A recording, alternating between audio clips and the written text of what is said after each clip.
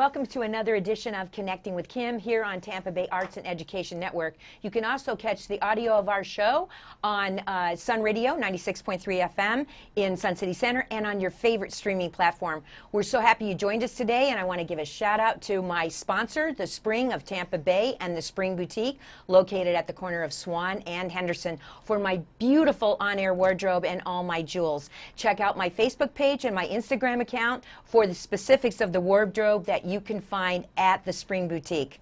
So, thanks for joining us again. I have a really great guest in the chair today. I am so excited about this show.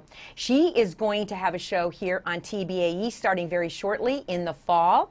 And my guest today, and I'm going to, I feel she deserves all these accolades, so I'm going to put on my glasses and make sure I don't screw anything up. She's an outdoor explorer. She's an animal lover. She loves anything to do with the wild. And that's why I wore this wild print for her today.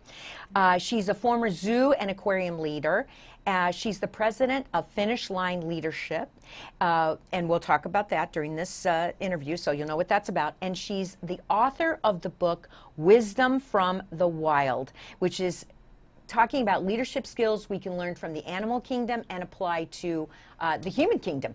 And my guest today is Julie Henry. Welcome, Julie, to Connecting with Kim. Thanks, Kim. It's so great to be here with you. I'm so excited because, you know, you're a first-timer in the chair. I've heard so much about you. I've watched you, your shows you've done for TBAE, and so I was so thrilled, and I wanted to be sure that you had an opportunity to talk about your show, which is going to be called Lead to the Finish. Yes. And I love that title. It's very catchy. Thank you. So, Julie, as I always start all my shows with my guests, I like them to share a little bit about their life journey thus far, because there's going to always be somebody out there listening or watching that's going to share something in common with you. Yeah, well, thanks. You know, I'm a kid from Chicago. I grew up along the Great Lakes, and when I was 10, we moved from Chicago to Cleveland. My dad worked in the steel mills, and so in 1984, we're living along Lake Erie, and the river had just caught on fire, and the lake was declared dead.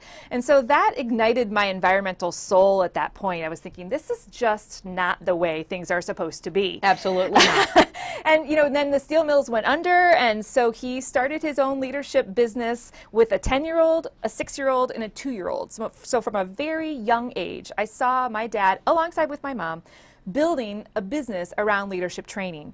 And she was a teacher, but I had a heart for the wild, and so I always knew I was going to stitch those things together. So I went to college in Southern Ohio at Miami of Ohio, but I always dreamed of getting back to Chicago. So I was able to get my first dream job at Shedd Aquarium in Chicago. Well, I went to school in Chicago. My late husband was from Chicago, so anything you talk about in Chicago, I'm going to be right there with you. Oh my gosh, I was, you know, a 22-year-old kid, like standing in front of the beluga whales. Like oh my God, be my life. I've arrived, right?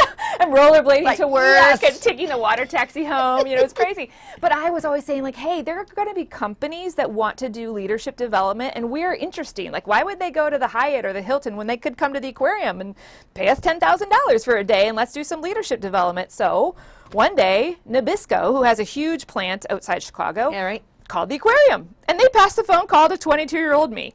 And the person on the phone said, hey, we want to do some leadership training. And I said, yeah, of course we could do that. Here's everything we could do, because it had been my college senior thesis, and so I already had it all laid out. Oh, there you go. And they said, sounds good, book us. And I hung up the phone, ran down to the hall to my boss. I'm like, so we've got Nabisco coming, and I probably need you to teach alongside me, because I don't have a lot of like credibility yet, but we're going to make it happen. But I have enthusiasm. I have enthusiasm in spades. and I have dreams and goals, so there you go, right? Yeah, I just believed in it so deeply. Like, I didn't even stop to think, like, maybe at 22 I should, no, like, let's just go full bore into it. Right, so that's how it started. Go big or go home. That's it. Yeah. Oh my God, I can tell that. So how did that go that first time? Well, you know, I remember I had two of my mentors, so the director of the department, the assistant director, and me, and we were standing up there, and they came in with bags of cookies from Nabisco. Oh my God. That's what I remember. It was 1997, and that's what I remember, 98. And I'm like, they paid us in cookies, also probably a few $1,000s, but I'm like, I made it. So the cookies make it for me. Yeah, it was. But I remember, you know, we had a 90,000-gallon tank with all of these animals, and to walk all of these corporate folks who, you know, you get stuck in like, let's talk about leadership, the top 10 ways to do conflict resolution. Like, I'm already bored. Like, I can't learn about that. But if I take you in front of a tank and say, you know, Kim, like, let's look at this fish. Like, what do you think? Like, what are the assumptions you're making? And how is that similar to the assumptions you make about people you work with? And how can we take those lessons and incorporate this in a different way? And so it was so, I just loved it. And I mean, I could feel it. I could feel what it was like 22, 23, 4 years ago. I can feel it now, so I can only imagine. And that's so much foresight for such a young person, I think. But like you said, you grew up with this, so you saw the leadership development with your parents, and this makes so much sense to me because there is a distinct, in the animal world, there is a distinct way, especially with pack animals, there's a distinct way that everything is handled. And we can learn lessons from that. So you were in Chicago at the Shed Aquarium, and now you're in Florida. So what happened to bring you to Florida? So when I was in college, you know, I'm dreaming of the sea in the Midwest, and my parents moved to Siesta Key in Sarasota, Florida, and right next door to Mote Marine Laboratory. And my God! Yeah, I'm a kid in Ohio, and they said, why don't you come down here and intern at Mote for the summer? And so I thought, well, sure, that sounds interesting. And you know, this may be hard to believe, but I was super shy and didn't have a voice of myself back then. It's not possible. I know, right? Like but then you find your passion, and then you realize, gosh, if I don't speak up for me and my ideas, then someone else is going to do it for me. Like, I realized that. It's like somebody reached in and clicked the switch, right? Yeah. And turned you on. Like, I care too much. I care too much about the animals. I care too much about people. I don't know what that looks like yet, but after interning at Mote for a little while, working at Shed for a little while, Shed was big, 2.2 million visitors a year. Huge. I loved them. But Mote was a smaller aquarium, but it was also where science was happening in real time. We were learning things, and it wasn't even published on the internet yet, right? Or in scientific papers, and the scientists would call, like, we just got this really cool shark. You want to come see it? I'm like, of course I do. I don't care what I'm doing, and let's go on the boat and learn about red tide or tag sea turtles on the beach. Like that, I wanted to be in that environment. Oh, and what's your degree in from Miami of Ohio? So undergraduate, it's in zoology. Yeah. And then I have another one in education. Okay, I wanted to there you stitch go. them together. Yep. But The I never synergy. Wanted, The synergy. I never wanted to teach. No. Yep. And then I went here to the University of South Florida and got a master's in communication. And then I've gotten some other degrees along the way, including some time over in New Zealand. Oh, I saw that when I did a little research on you, because I've been to New Zealand, and New Zealand is like God made it, isn't it? I mean, when you go to New Zealand, it's like 1.2 million people and 70 million sheep. Oh, yeah. And you're driving along. I mean, my husband and I, we rented a car and to explore, you know, the two islands that make up New Zealand. And we're driving along, you know, this road that's right next to the ocean, right? Literally, right next to the ocean, right? Yeah. And the ocean's there, you know. And we're driving along, we're looking at each other, going, now, if this was anywhere else, this would be hotels and condos and high-rises. Absolutely. And it's just pristine. Yeah. And you're looking at glaciers. Well, okay, we could get off on New Zealand. Yeah. Well, and the thing about moving to New Zealand is I moved when I was 30. So when you were 30, you've started your career, you're climbing the ladder, I'm getting graduate degrees, I'm like doing all the things, right? And then you move to the other side of the world. At the top, I lived at the top of a hill with no car, with no internet. It was still paper registration at the university. I was in my sleeping bag half the time in my apartment because it was so cold. But what I remember is, like here in the States, if I meet you someplace, hey, Kim, nice to meet you. What do you do? That's typically right. It's like it's in the first 5 minutes, right? Yeah, so, I mean, in the first 30 seconds, actually. And it doesn't matter if you're 10 years old or 45. What do you do with yourself? What do you do? Like, I play soccer, I go to whatever. But in New Zealand, I kept waiting for that because that's how I had learned to define myself. And so in New Zealand, it never came. Hey, Julie. Oh, hey, Jules. I'm like, okay, we're at Jules, that's fine. I don't really know you well. And then the next question never came. It was, what are you doing outside? And what are you discovering? And what are you learning about? So I had to redefine outside of my profession. And that was life-changing. And it's different down there. I mean, I've been to Australia and New Zealand both, and I can tell you that their way of looking at life is just completely different of the way Americans approach work, home, definition of yourself. Yep. Yeah. And I'm like, so I need to get this done. Someone's got to come fix my apartment, my flat, and they're like, that's no worries. Yeah. I'm like, no, worries. And they were like, no. I was like, well, apparently I'm the only one stressed, so I should relax. So how long were you in New Zealand? I was there for a year. Okay. And came back and worked for Busch Gardens. So I came back, and now I'm working for Anheuser-Busch at that point. Like, this is weird. Corporate America is just strange. So I've never been able to get out of my state of New Zealand mindset, and I'm grateful for that. Well, you know, I can kind of identify with that because I worked for IBM Corporation. That's where my my professional life came from, in marketing at the top of the at the food chain at IBM, the big stuff, you know. Yep. And I had an opportunity to relocate to. With my husband, my late husband, to Belgium, and to work in the International Education Center in a completely different environment. And, you know, that I understand, because Europeans work to live, and we live to work in America. And their idea of vacation time and off time and all that was so completely. And when I came back to America and I went back to work at, again for IBM in here, everyone would say to me, "You're different. You're not the way you were before." And I said to them, yeah, I've learned how to enjoy life. And that when I leave here, there is a life. You know? It did change me. It was life altering. It changed my whole scope of appreciating life and appreciating vacation time and all that kind of stuff. Scheduling vacation time and taking it. You know? And that's why the animals, you know, to me are the perfect thing for leadership, because they just level the playing ground. Like, it doesn't matter if you're living in Belgium or I'm living in downtown Tokyo and someone's in the rural Oklahoma. If I talk to you about sea cucumbers and naked mole rats, people go, oh. And it pauses, you know, like we've just overthought so much in our professional life and our personal life that I just want to go, wait a minute.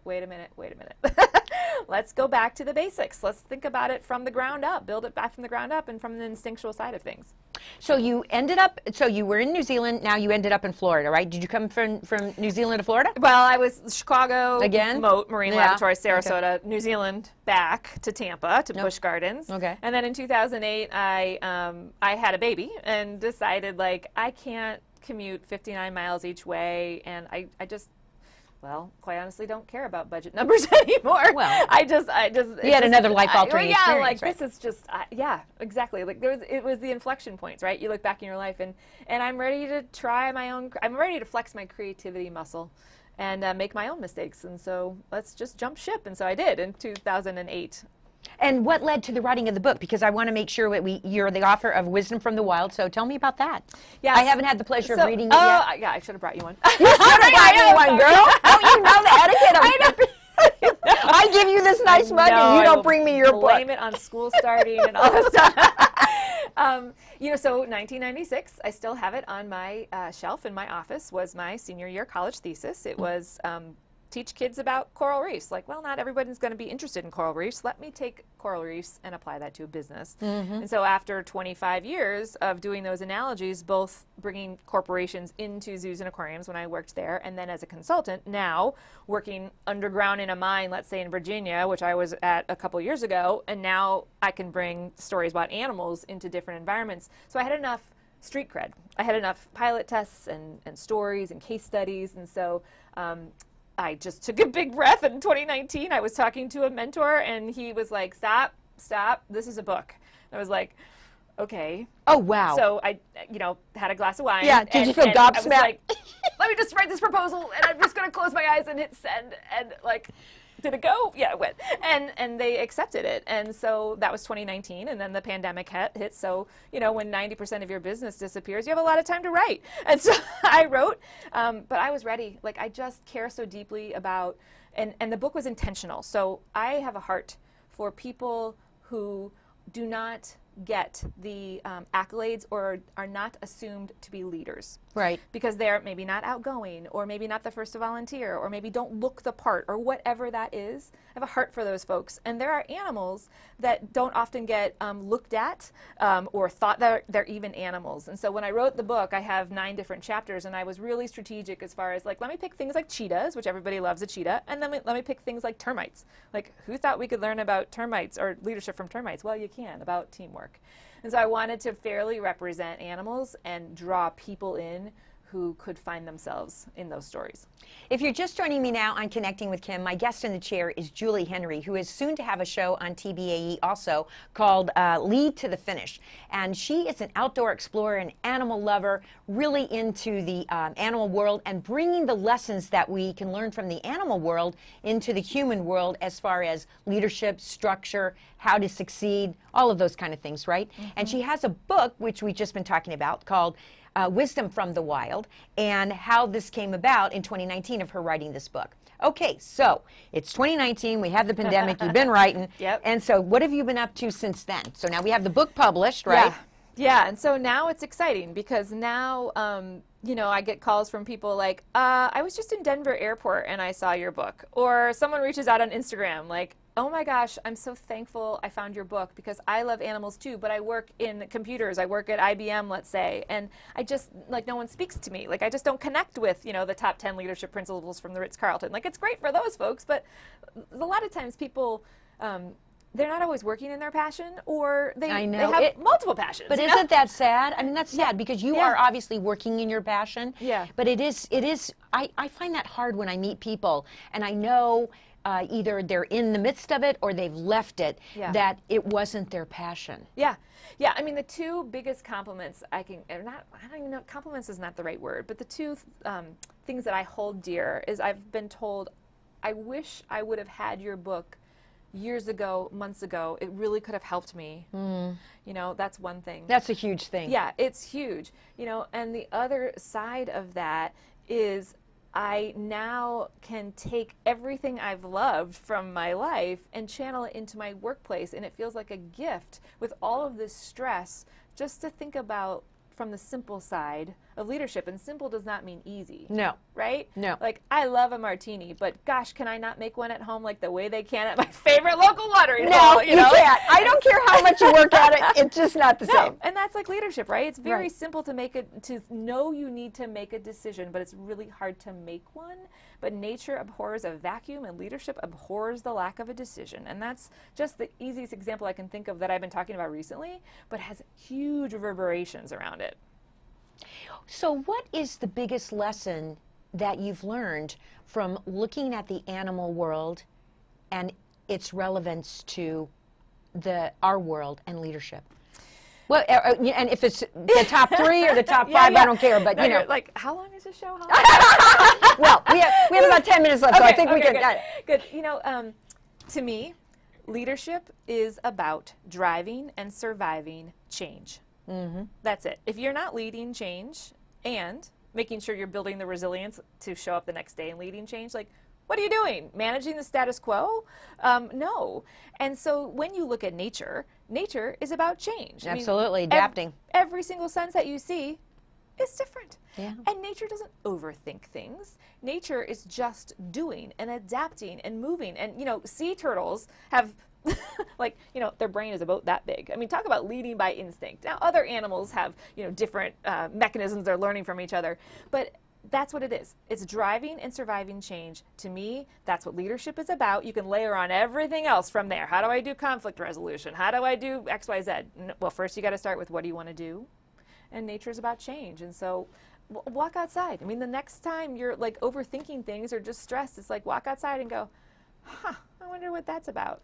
And isn't that interesting? Everyone talks about this now, especially since the pandemic, of how spending time in nature resets you. It resets your whole psyche. It resets your mind, and there you go. Because it's simplicity, the simplicity of the nature that you're looking at, and the fact that every single day is a new challenge for that nature, right? Yeah. Some of it's imposed by the environment. Some of it's imposed by us. Yeah. But no matter, it's imposed, right? Yeah. And you know, you look out at nature, and when's the last time you've seen all the same kind of birds in a tree? No. Right? There's different species of birds. There's different species of animals. And to me, that's another example about how is nature strong and dealing with challenges because there's diversity. And in the human species, we're questioning that. Like, should we have diverse voices at the table? Like, really? It doesn't mean it's easy. But that's the way it's supposed to be. That's how nature's designed, and that's how they survive challenges. I mean, the minute you put all the same species of trees, that's not going to work. You know, the mangroves have different species of trees. That's how they stabilize the shoreline. And that's what we need in corporations and organizations. I mean, in little league, environments, it doesn't matter what you're talking about. So what's the, as you've cycled through different businesses in this endeavor, tell me what's been one of the most interesting experiences you've had. You don't have to name the company if you don't want to, but yeah, I'm sure you've had a lot of interesting experience. There must be a few standouts, right? Yeah, I love connecting with people who have had such a different life than me. And so, for example, I've worked with limestone companies, and I've worked with people that are union shift workers on rotating shifts for the last 42 years. Wow. Like literally they've been working underground, 7 days on, 7 days off, Yep. like rotating shifts. Like that is such an interesting world to me. And they're operating equipment that could kill them, kill their teammates, blow up the town. I mean, there's no small thing. No. And that is a situation, and that's the fabric of our country. Like that's part of how the Industrial Revolution, I mean, all of that. And so that, and then I'm working with commercial insurance people and just seeing not only the diversity of jobs and the diversity of challenges that people face, but their passions along with it. I mean, I've talked to people who are hydraulic, electrical engineers. Like water and electricity do not go together in my world, but they have figured out how to do these amazing things, and thank God they have. Yep. Because, I love to talk to them about oh yeah, when I was 5, I took all the light switches off my wall, and that's how I knew I wanted to be an electrician. I'm like, gosh, you have a passion like I do. And so that's why I love connecting with them, is people's stories.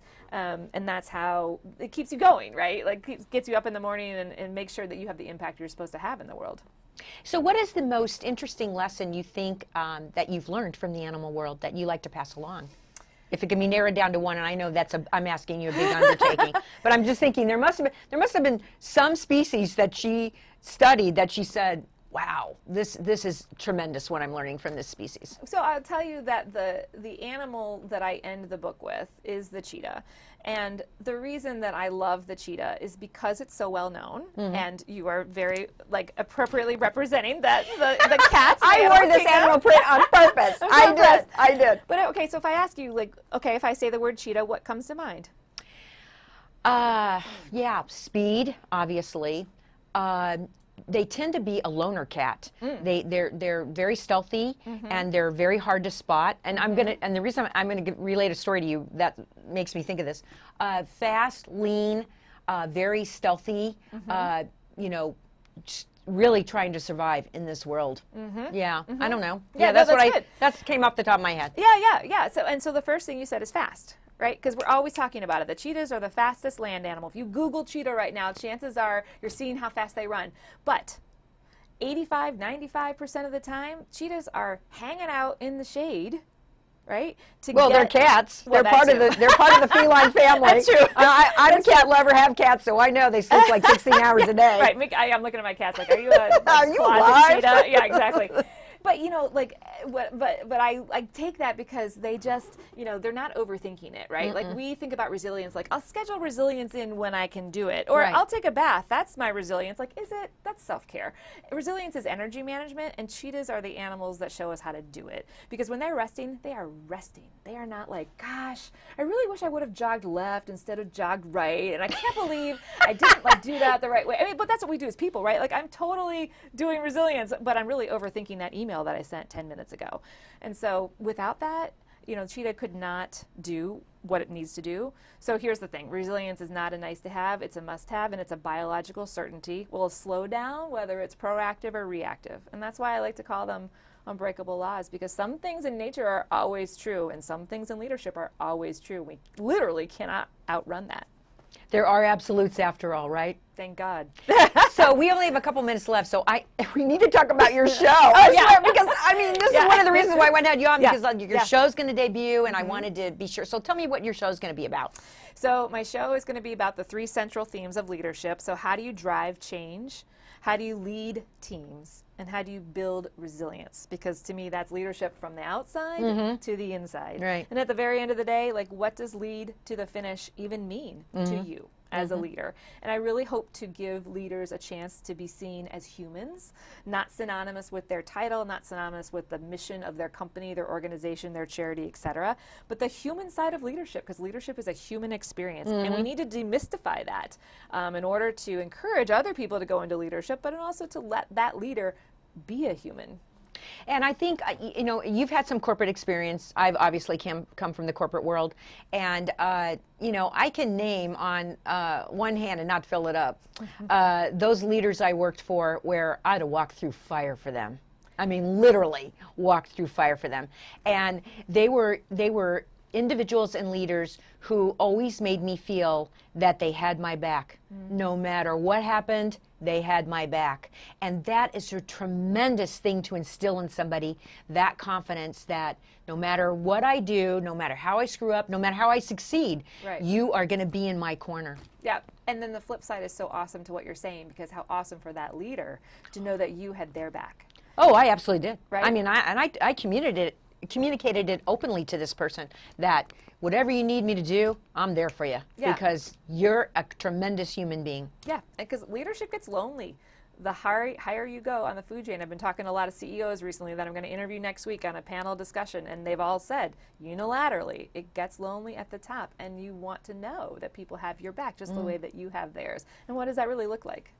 Well, I was fortunate to be married to a man who was a tremendous leader, and I think that one of the lessons that I learned from observing him, because he reached the very highest tops of corporate echelon in an international world, was that he knew how to make people laugh. And I think that's one reason why we're married so long, because we could be having a knockdown drag out, but he could make me laugh in the middle of it, right? So once you start laughing, you're not mad anymore, right? Right. And he could speak to everyone on the level they needed to be spoken to, right? Whatever, it didn't matter where you were in the corporation, you know. Yep. And the third thing is that I think that he instilled that confidence that I'm here for you, I've got your back, I want to see you succeed, and because he understood that if you succeed, I succeed. By default, I don't even have to work at it, right? Right. And what vision? You know, because all the things we're talking about right now in leadership, and the vulnerability and the mental health and all the psychological safety, all of that is so important. And what you're talking about with your husband is that definition right there, and just being able to be a human in leadership. And that's unfortunately more rare than I want it to be. It is rare. Well, we are out of time. I can't believe this. We have to do another show. We're out of time, but I want to thank my guest today in the chair, Julie Henry, who is going to have a show here on Tampa Bay Arts and Education Network called Lead to the Finish, and it's going to debut fairly soon. I'm not going to say the date because I don't really actually know. But she has written this wonderful book, Wisdom from the Wild, and she has a wonderful company called Finish Line Leadership, and I've so enjoyed this, Julie. Thank you for being my guest today. I really appreciate it. And before we go, shout out to my sponsor, the Spring of Tampa Bay, for my on-air wardrobe, which comes from the Spring Boutique. And remember, all net proceeds from the Spring Boutique and the thrift store on North Willow go to support their mission since 1977 of sanctuary and services to survivors of domestic violence. And they do a great job. They educate children. If you don't know anything about them, please avail yourself of the opportunity to learn about them, because they are a great organization. So we'll be back next week with another edition of Connecting with Kim, and thank you so much for joining us today. Bye-bye.